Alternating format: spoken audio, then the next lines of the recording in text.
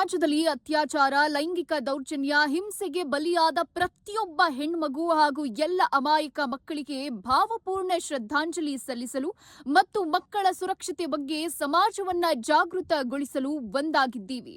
ಈ ಮೌನ ಮೇಣದ ದೀಪಗಳ ಶ್ರದ್ಧಾಂಜಲಿ ಸಭೆಯನ್ನ ಆಯೋಜಿಸಿರುವ ಕೆಂದಾವರೆ ಫೌಂಡೇಶನ್ಗೆ ಹೃತ್ಪೂರ್ವಕ ಅಭಿನಂದನೆಗಳು.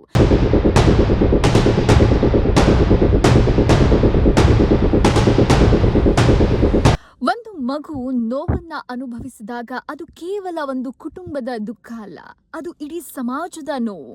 ಪ್ರತಿಯೊಂದು ಮಗುವಿಗೂ ಸುರಕ್ಷಿತ ಬಾಲ್ಯ, ಶಿಕ್ಷಣ, ಪ್ರೀತಿ ಮತ್ತು ಗೌರವದಿಂದ ಬದುಕೋ ಹಕ್ಕಿದೆ. ಆದರೆ ಕೆಲ ದುಷ್ಕೃತ್ಯಗಳಿಂದ ಅನೇಕ ಮಕ್ಕಳು ತಮ್ಮ ಬಾಲ್ಯವನ್ನೇ ಕಳೆದುಕೊಳ್ತಿದ್ದಾರೆ. ಇಂಥ ಘಟನೆಗಳು ಮರುಕಳಿಸದಂತೆ ತಡೆಯೋದು ನಮ್ಮೆಲ್ಲರ ಜವಾಬ್ದಾರಿ.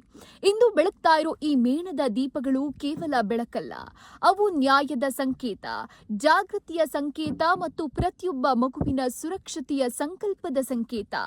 ನಾವು ಕೇವಲ ಸಂತಾಪ ವ್ಯಕ್ತಪಡಿಸುವುದಷ್ಟೇ ಅಲ್ಲ, ಮಕ್ಕಳ ರಕ್ಷಣೆಗೆ ನಮ್ಮಿಂದಾಗೋ ಜವಾಬ್ದಾರಿಯನ್ನ ನಿಭಾಯಿಸೋ ಪ್ರತಿಜ್ಞೆಯನ್ನು ಮಾಡಬೇಕು. ಮಕ್ಕಳಲ್ಲಿ ಧೈರ್ಯ ತುಂಬೋಣ, ಅವರ ಮಾತುಗಳನ್ನ ಆಲಿಸೋಣ. ಯಾವುದೇ ರೀತಿಯ ದೌರ್ಜನ್ಯ ಕಂಡು ಬಂದ್ರೆ ಮೌನವಾಗಿರದೆ ಕಾನೂನು ಕ್ರಮಕ್ಕೆ ಸಹಕರಿಸೋಣ. ಕರ್ನಾಟಕದಲ್ಲಿ, ಇಡೀ ದೇಶದಲ್ಲಿ, ಇಡೀ ಪ್ರಪಂಚದಲ್ಲಿ ಅಂತ ಹೇಳ್ಬೋದು, ಹೆಣ್ಣು ಮಕ್ಕಳ ಮೇಲೆ ಅತ್ಯಾಚಾರ ಮಾಡುವಂಥದ್ದು, ಅವ್ರನ್ನ ಕೊಲೆ ಮಾಡುವಂಥದ್ದು ಇದು ದಿನೇ ದಿನೇ ಹೆಚ್ಚಾಗ್ತದೆ ಹೊರತು ಜನ ಬೆಳೆದಂಗೆಲ್ಲ ಬದಲಾವಣೆ ಆಗಬೇಕು. ಆದರೆ ನಮ್ಮ ಮಕ್ಕಳನ್ನೇ ನಾವು ಅತ್ಯಾಚಾರವನ್ನು ಮಾಡಿ ಕೊಲೆಗೈಯುವಂತಹ ನೀಚ ಕೃತ್ಯಕ್ಕೆ ಮುಂದಾಗ್ತಾ ಇರ್ತಕ್ಕಂಥದ್ದು ಸಮಾಜ ಮುಂದಿನ ದಿನ ಯಾವ ಮಟ್ಟಕ್ಕೆ ಹೋಗ್ತದೆ ಅಂತ ಯೋಚನೆ ಮಾಡಬೇಕಾಗ್ತದೆ. ಯಾಕಂದರೆ ಇವತ್ತು ಹೆಣ್ಣು ಮಕ್ಕಳಿಗೆ ಎಲ್ಲಿ ಸುರಕ್ಷತೆ ಇದೆ ಅಂತ ನಾವು ಅಂದ್ಕೊಳ್ತೀವೋ ಅಲ್ಲಿ ಅವ್ರ ಮೇಲೆ ದೌರ್ಜನ್ಯ ಆಗ್ತಾ ಇರ್ತಕ್ಕಂಥದ್ದು ನಾವು ಗಮನಿಸಿದ್ದೀವಿ. ದಯವಿಟ್ಟು ಸಮಾಜ ಬದಲಾಗಬೇಕಂತ ಪ್ರತಿಯೊಬ್ಬರೂ ಹೇಳ್ತೀವಿ. ಆದರೆ ಇವತ್ತು ಹೆಣ್ಣು ಮಕ್ಕಳಿಗೆ ನಮ್ಮ ಹೆಣ್ಮಕ್ಳಂತಲೇ ನಾವು ಭಾವಿಸ್ಬೇಕು. ಇವತ್ತು ಎಲ್ಲ ಹೆಣ್ಣು ಮಕ್ಕಳನ್ನು ನಮ್ಮ ಮನೆಯ ಹೆಣ್ಣು ಮಕ್ಕಳಂತ ನಾವು ಭಾವಿಸಿ ಅವ್ರಿಗೆ ಸಿಗಬೇಕಾದಂತಹ ಗೌರವವನ್ನು, ನಾವು ರಕ್ಷಣೆಯನ್ನು ಕೊಡಬೇಕು. ಆ ನಿಟ್ಟಿನಲ್ಲಿ ಇವತ್ತು ಕೆಂದಾವರೆ ಫೌಂಡೇಶನ್ ಅವರು ಭಾಳ ಅದ್ಭುತವಾದಂತಹ ಕಾರ್ಯವನ್ನು ಮಾಡ್ತಾ ಇದ್ದಾರೆ. ಮುಂದೊಂದು ದಿನ ಈ ಒಂದು ಕೆಂದಾವರೆ ಫೌಂಡೇಶನ್ ಇಂತಹ ಯಾವುದೇ ಒಳ್ಳೆಯ ಕಾರ್ಯಕ್ರಮಗಳನ್ನು ಮಾಡಬೇಕಾದ್ರೆ ಕರ್ನಾಟಕ ಸಂಘಟನೆಗಳ ಕನ್ನಡ ಒಕ್ಕೂಟ ಸದಾ ಅವ್ರ ಜೊತೆಲಿರ್ತದೆ. Every girl child owns a right, constitutional right. She has right to safety, right to live her life with dignity. So I request all the girl child, ಏನಾದರೂ ಒಂದು ದೌರ್ಜನ್ಯ, ಏನಾದರೂ ಒಂದು ಅಬ್ಯೂಸ್ ಏನಾದರೂ ಆಗಿದರೆ ನೀವು ನಿಮ್ಮ ತಂದೆಗೆ ಹೇಳೋಕ್ಕಾಗಲ್ಲ. Not only girl child, even male child also. POCSO is a gender neutral law. It recognise not only the girl child, it also recognise male child also. ಏನಾದರೂ ದೌರ್ಜನ್ಯ ನಡೀತಾರೆ ಅವರು ತಂದೆಗೆ, ತಾಯಿಗೆ ಮುಂದೆ ಬಂದು ಹೇಳಬೇಕು ಅಂತ ನಾನು ಒಂದು ರಿಕ್ವೆಸ್ಟ್ ಮಾಡ್ತೀನಿ. ಯಾಕೆಂದರೆ the majority who don't even come and report of it. So I request every girl child to stay safe and please take care of yourself. ಇವತ್ತು ಕೈಗಾರಿಕೀಕರಣದ ಮುಖಾಂತರ, ಆಧುನೀಕರಣದ ಮುಖಾಂತರ ಸಮಾಜ ಒಂದು ಉನ್ನತ ಉತ್ತುಂಗಕ್ಕೆ ಏರ್ತಾ ಇದೆ. ಹೇಗೆ ಉನ್ನತ ಉತ್ತುಂಗಕ್ಕೆ ಏರ್ತಾ ಇದೆಯೋ ಅದೇ ರೀತಿಯಾಗಿ ಅಪರಾಧಗಳು ಕೂಡ ಉತ್ತುಂಗಕ್ಕೆ ಏರ್ತಾ ಇದೆ ಅನ್ನೋದನ್ನು ನಾನು ಸಮಾಜಶಾಸ್ತ್ರೀಯ ದೃಷ್ಟಿಕೋನದಲ್ಲಿ ಹೇಳಲಿಕ್ಕೆ ಇಷ್ಟಪಡ್ತೇನೆ. ಮೇಡಮ್ ಅವರು ಕೆಲವು ಸ್ಟ್ಯಾಟಿಸ್ಟಿಕ್ಸನ್ನು ಹೇಳಿದರು. ಇವತ್ತು ಕೇವಲ ನಗರ ಪ್ರದೇಶದಲ್ಲ, ಪಟ್ಟಣ ಪ್ರದೇಶದಲ್ಲ, ಒಂದು ಚಿಕ್ಕ ಗ್ರಾಮದಿಂದ ಹಿಡಿದು ಉನ್ನತ ನಗರ ಅನಿಸ್ಕೊಳ್ತಕ್ಕಂಥ ದೆಹಲಿ, ಬೆಂಗಳೂರು, ಬಾಂಬೆ ಎಲ್ಲ ಕಡೆಯಲ್ಲಿಯೂ ಕೂಡ ಒಂದಲ್ಲ ಒಂದು ರೀತಿಯಾಗಿರ್ತಕ್ಕಂತಹ ಮಹಿಳೆಯ ಮೇಲಿನ ದೌರ್ಜನ್ಯಗಳು, ಅದರಲ್ಲೂ ಪ್ರಮುಖವಾಗಿ ಹೆಣ್ಣು ಮಕ್ಕಳ ಮೇಲೆ ನಡೀತಾ ಇರ್ತಕ್ಕಂಥ ದೌರ್ಜನ್ಯಗಳು ದಿನ ದಿನ ಹೆಚ್ಚಾಗ್ತಾ ಇದ್ದಾವೆ. ಒಂದು ಗ್ರಾಮೀಣ ಮಟ್ಟದಿಂದ ಹಿಡಿದು ಒಂದು ಉನ್ನತ ನಗರ ಅಂತ ನಾವೇನು ಕರಿತೀವಿ, ಎಲ್ಲ ಕಡೆಯಲ್ಲೂ ಕೂಡ ಒಂದಲ್ಲ ಒಂದು ರೀತಿಯಾಗಿರ್ತಕ್ಕಂತಹ ಮಹಿಳೆಯ ಮೇಲಿನ ದೌರ್ಜನ್ಯಗಳು ಇವತ್ತು ಅತ್ಯಂತ ಅಧಿಕವಾಗಿ ಹೆಚ್ಚಾಗ್ತಾ ಇರ್ತಕ್ಕಂಥನ್ನ ಮೇಡಮ್ ಅವರು ಅಂಕಿ ಅಂಶಗಳ ಸಮೇತವಾಗಿ ಹೇಳಿದರು. ಕೇವಲ ಅಂಕಿ ಅಂಶಗಳನ್ನು ಮಾತ್ರ ಮುಂದೆ ಇಟ್ಕೊಂಡು ನಾನು ಮಾತಾಡ್ತಾ ಇಲ್ಲ. ಪತ್ರಿಕೆ ಹಿಡಿದ ತಕ್ಷಣವೇ ಸ್ವಂತ ಗಂಡನೇ ತನ್ನ ಹೆಂಡತಿಯನ್ನು ವಿಕೃತವಾಗಿ ನೇಣಿಗೇರಿಸಿ ವಿಡಿಯೋ ಮಾಡಿ ತಂದೆಗೆ ಮತ್ತೆ ಸಂಬಂಧಿಕರಿಗೆ ಕಳಿಸ್ತಾ ಇದ್ದಾರೆ ಅಂತ ಹೇಳ್ತಾರೆ. ಇನ್ನೊಬ್ಬರು ಒಂದು ಮುದುಕಿಯನ್ನ ಚಿನ್ನ ಮತ್ತು ದುಡ್ಡಿನ ಆಸೆಗೋಸ್ಕರ ತುಂಡು ತುಂಡು ಮಾಡಿ ಸೂಟ್ ಕೇಸಲ್ಲಿ ಹಾಕಿ ನದಿಯಲ್ಲಿ ಬಿಸಾಕ್ದೆ ಅಂತ ಒಂದು ಕಡೆ ಬರ್ತದೆ. ಇನ್ನೊಂದು ಕಡೆ ಕೇವಲ 5 ವರ್ಷ ಅಥವಾ 9 ವರ್ಷದ ಒಳಗೆ ಇರ್ತಕ್ಕಂಥ ಹೆಣ್ಣು ಮಗುವಿನ ಮೇಲೆ ತಂದೆಯೇ ಲೈಂಗಿಕ ದೌರ್ಜನ್ಯ ಮಾಡಿದ ಅಂತ ಅಂದ್ಬಿಟ್ಟು ಇವು ಯಾಕೆ ಹೇಳ್ತಿದ್ದೀನಿ ಅಂತಂದ್ರೆ, ಇವತ್ತು ನಮ್ಮ ಸಮಾಜ ಯಾವ ದಿಕ್ಕಿನಲ್ಲಿ ಹೋಗ್ತಾ ಇದೆ ಇವೆಲ್ಲವೂ ಕೂಡ ನಾವು ನೀವು ನೋಡ್ತಾ ಇರ್ತಕ್ಕ ಒಂದು ವಾರದ ಹಿಂದೆ ಬಂದಿರ್ತಕ್ಕ ಪತ್ರಿಕೆಗಳಿಗೆ ಬಂದಿರತಕ್ಕಂತಹ ಅಂಶಗಳನ್ನ ನಿದರ್ಶನಗಳನ್ನ ಇಟ್ಕೊಂಡು ನಾನು ಮಾತಾಡ್ತಾ ಇದ್ದೀನಿ. ಅಷ್ಟು ಮಾತ್ರ ಅಲ್ಲ, ಔಪಚಾರಿಕವಾಗಿಯೋ ಅಥವಾ ಅನೌಪಚಾರಿಕವೋ ಗೊತ್ತಿಲ್ಲ, ಇವತ್ತು ಸಮಾಜದಲ್ಲಿರ್ತಕ್ಕಂತಹ ಅನೇಕ ಪುರುಷರು ಒಂದಲ್ಲ ಒಂದು ರೀತಿಯಾಗಿ ಮಹಿಳೆಯರ ಮೇಲೆ ನಡೀತಾ ಇರ್ತಕ್ಕಂಥ ದೌರ್ಜನ್ಯಗಳನ್ನ ಕಣ್ಣು ಮುಂದೆ ನೋಡ್ತಾ ಇದ್ದೀವಿ.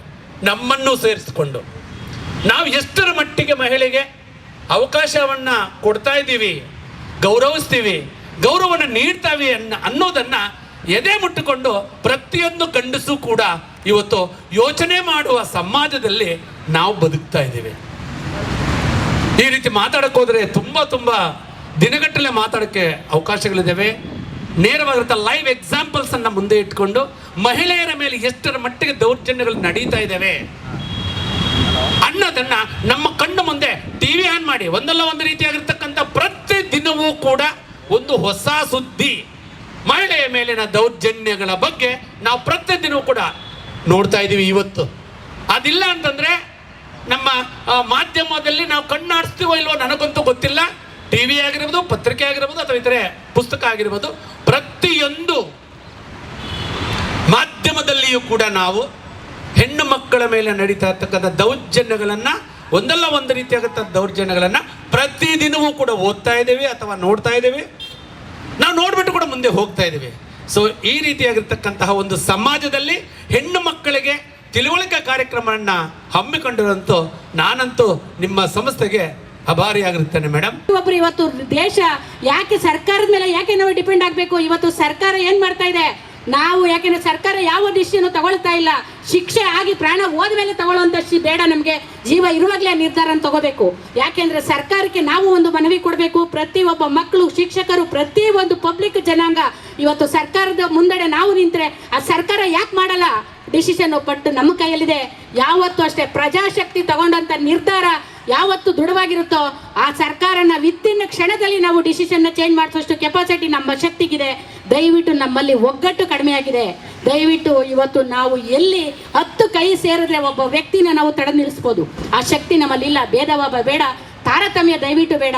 ಇವತ್ತು ಒಗ್ಗಟ್ಟಿಂದ ನಾವು ಏನು ಬೇಕಾದರೂ ಸಾಧಿಸ್ಬೋದು. ಆ ಒಗ್ಗಟ್ಟು ನಿಮ್ಮಲ್ಲಿ ಇನ್ನು ಮುಂದೆ ನಾವು ಕಾಣಬೇಕು ಅಂತ ಆಸೆ ಪಡ್ತೇವೆ. ಮೇಯ್ನು ನಮಗೆ ಶಿಕ್ಷಣದಲ್ಲಿ ಒಂದು ಸಂಸ್ಕಾರ ಬೇಕು. ತಂದೆ ತಾಯಿಗಳು ಕೊಡುವಂಥ ಸಂಸ್ಕಾರದ ಜೊತೆಗೆ ಶಿಕ್ಷಕರು ಏಕೆ ಹೇಳ್ತೀವಿ ಅಂದರೆ, ಬೇಲಿಗೆ ಎದ್ದು ಹೊಲ ಮೇಯ್ತಾ ಇದೆ, ಇವತ್ತು ಬೇಲಿನ ಹಾಕ್ತೇವೆ ಹೊಲದಲ್ಲಿ ರಕ್ಷಣೆಗೋಸ್ಕರ. ಆ ಬೇಲಿನ ಮೇಯ್ತಾ ಇದೆ ಅಂತ ಹೇಳಿದಾಗ ಅದಕ್ಕೆ ರಕ್ಷಣೆ ಯಾರು? ಇದಕ್ಕೆ ರಕ್ಷಣೆ ನಾವು ತಗೋಬೇಕಾಗಿದ್ದು ಪಬ್ಲಿಕ್ಕು ವಿತ್ ಸ್ಟೂಡೆಂಟು, ಪ್ರತಿಯೊಂದು ಎನಿಬಡಿ ಪ್ರತಿಯೊಬ್ಬರು ತಗೋಬೇಕು. ಇದನ್ನ ನಾವು ಇವತ್ತು ಪಣ ತೊಟ್ಟು ನಿಲ್ತೇವೆ. ಇವತ್ತು ಕೆಂದಾವರೆ ಫೌಂಡೇಶನ್ ಆ ಒಂದು ನಿರ್ಧಾರ ತಗೊಳ್ಳೋದ್ರ ಜೊತೆಗೆ ನಮ್ಮ ವೇದಿಕೆ ಮೇಲೆ ಇರುವಂಥ ಎಲ್ಲ ಪದಾಧಿಕಾರಿಗಳು ಈ ಡಿಸಿಷನ್ ತಗೊಂಡು ಮುಂದೊಂದು ದಿನ ಇಂಥ ಒಂದು ಕಾರ್ಯ ಯಾವತ್ತು ಸರ್ಕಾರ ಯಾಕೆ ಮಾಡಬೇಕು? ಸರ್ಕಾರದ ಮುಂದೆ ನಾವು ನಿಲ್ಲೋಣ, ಇದನ್ನು ಮಾಡ್ಕೊಡೋಕ್ಕಾಗಲಿಲ್ಲ ಅಂದ್ರೆ ಕಾರಣ ಕೊಡಬೇಕು. ಕಾರಣ ಕೊಟ್ಟು ಮುಂದೋಗೋಣ ನಾವು. ಯಾಕೆಂದ್ರೆ ಇವತ್ತು ಪ್ರಜಾಶಕ್ತಿ ಪ್ರಜೆಗಳಿಗೋಸ್ಕರ, ಪ್ರಜೆಗಳಿಗಾಗಿ, ಪ್ರಜೆಗಳೇ ನಿರ್ಮಿಸಿರುವಂತ ಇಂಥ ಸರ್ಕಾರನ ಪ್ರಜೆಗಳು ಯಾಕೆ ನಿರ್ಧಾರ ತಗೋಬಾರ್ದು ಸ್ನೇಹಿತರೆ? ದಯವಿಟ್ಟು ಹೇಳ್ತೇನೆ, ಇದನ್ನ ಯಾವತ್ತು ಇಲ್ಲಿಗೆ ನಿಲ್ಸೋಣ. ಇದು ತುಂಬಾ ನೋವು ಕೊಡುವಂತ ವಿಷಯ. ಬೆಳಿಗ್ಗೆ ಆಯ್ತು ಅಂದ್ರೆ ಸಾಕು ಚಿಕ್ಕ ಮಕ್ಕಳ ಮೇಲೆ ಅತ್ಯಾಚಾರ ನಡೀತಾ ಇದೆ. ದಯವಿಟ್ಟು ಬೇಡ. ಯಾಕೆಂದ್ರೆ ಒಂದು ಜೀವ ಎಷ್ಟು ಅಮೂಲ್ಯವಾದ ಒಂದು ಜೀವ ಹೋದ್ಮೇಲೆ ತಗೊಳ್ಳೋ ನಿರ್ಧಾರ ನಮಗೆ ಬೇಡ. ಜೀವ ಇರುವಾಗಲೇ ತಗೋಬೇಕು. ಅದಕ್ಕೆ ನಿಮ್ಮೆಲ್ಲರ ಕೈ ಜೋಡಿಸ್ಲೇಬೇಕು. ನಿಮ್ಮ ಒಂದು ಒಗ್ಗಟ್ಟಿನ ನಿರ್ಧಾರ ಮುನ್ನಡೆಯನ್ನು ಸಾಧಿಸುವಂತ ನಮ್ಮ ಇವತ್ತು ಕೆಂದಾವರೆ ಫೌಂಡೇಶನ್ ಅಲ್ಲಿ ನಮ್ಮ ಶವನ ಮ್ಯಾಂಡನ್, ನಮ್ಮ ಆದಿತ್ಯ ವಿನೋದ್ ತಗೊಂಡಿರೋ ಡಿಸಿಷನ್ಗೆ ನಾವೆಲ್ಲರೂ ಭದ್ರಾಗಿರ್ತೀವಿ.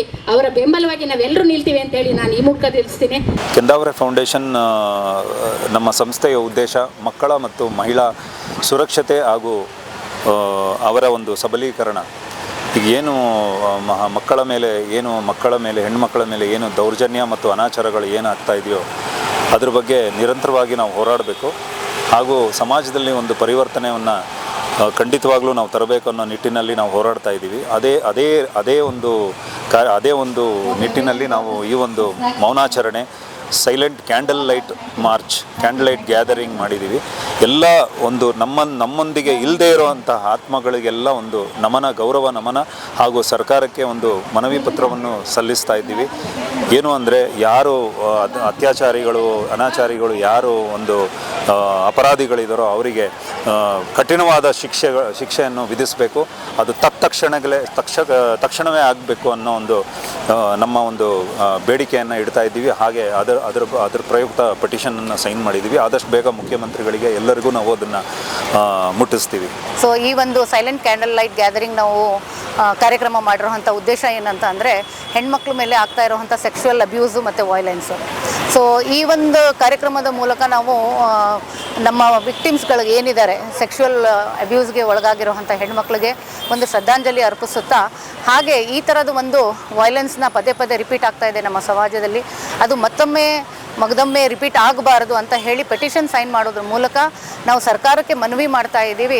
ಯಾರ್ಯಾರು ಈ ಥರ ದೌರ್ಜನ್ಯ ಮಾಡಿದ್ದಾರೆ, ಸಿಗಾಕೊಂಡಿದ್ದಾರೆ, ಅವ್ರಿಗೆಲ್ಲ ಒಂದು ಸ್ಟ್ರಾಂಗ್ ಪನಿಷ್ಮೆಂಟ್ನ ನೀಡಿ, ಅವ್ರಿಗೆ ರೋಡಲ್ಲಿ ಹ್ಯಾಂಗ್ ಮಾಡಿ ಆ ಭಯ ಬರಬೇಕು ಸೊಸೈಟಿಗೆ. ಈ ಥರ ಒಂದು ಕ್ರೂರ ಕಾರ್ಯ ಮಾಡೋದಕ್ಕಿಂತ ಮುಂಚೆ ಅವ್ರು ಯೋಚನೆ ಮಾಡಬೇಕು, ಮತ್ತು ಭಯ ಪಡಬೇಕು, ಭಯವನ್ನು ಹುಟ್ಟಿಸ್ಬೇಕು. ಈ ಥರ ಕಾರ್ಯಗಳನ್ನ ಮಾಡಬಾರ್ದು ಅಂತ ಸಮಾಜನ ಈ ಥರ ಕ್ರಿಮಿನಲ್ಸ್ಗೆ ಸ್ಟ್ರಾಂಗ್ ಆಗಿ ಪನಿಷ್ಮೆಂಟ್ ಮಾಡ್ತಾ ನಮ್ಮ ಹೆಣ್ಮಕ್ಳಿಗೆ ರಕ್ಷಣೆ, ಸುರಕ್ಷತೆ ಕೊಡಬೇಕು ಅಂತ ಈ ಒಂದು ಕಾರ್ಯಕ್ರಮದ ಉದ್ದೇಶ. ಹಾಗೆ ಸರ್ಕಾರಕ್ಕೂ ಕೂಡ ಈ ಒಂದು ಕಾರ್ಯಕ್ರಮದ ಮೂಲಕ ನಾವು ಮನವಿ ಮಾಡ್ತಾ ಇದ್ದೀವಿ. ಆ ಜುಡಿಷಿಯರಿ ಸಿಸ್ಟಮ್ಗೂ ಕೂಡ ನಾವು ಮನವಿ ಮಾಡ್ತಾ ಇದ್ದೀವಿ, ಪನಿಷ್ಮೆಂಟ್ಸ್ನ ಇನ್ಕ್ರೀಸ್ ಮಾಡಿ ಹೆಣ್ಮಕ್ಳನ್ನ ಸೇಫ್ಟಿ ಮಾಡಿ ಅಂತ ಹೇಳಿ. Thank you. ಈ ಸಂದರ್ಭದಲ್ಲಿ ಕನ್ನಡ ಪರ ಹೋರಾಟಗಾರರಾದ ವೆಂಕಟಸ್ವಾಮಿ, ನಟರಾಜ್ ಬೊಮ್ಮಸಂದ್ರ, ಕೆಸಿ ಮೂರ್ತಿ, ಉಮಾದೇವಿ, ವೆಂಕಟೇಶ್ ಗೌಡ್ರು, ಕೃಷ್ಣೇಗೌಡ್ರು, ಸುನೀತಾಬಾಯಿ, ಹಲವಾರು ವಕೀಲರು, ಪ್ರಾಧ್ಯಾಪಕರು, ಸಮಾಜ ಸೇವಕರು, ಮಹಾರಾಣಿ ಕಾಲೇಜಿನ ವಿದ್ಯಾರ್ಥಿಗಳು ಮತ್ತು ಕೆಂದಾವರೆ ಫೌಂಡೇಶನ್ ತಂಡದವರು ಭಾಗಿಯಾಗಿದ್ದರು.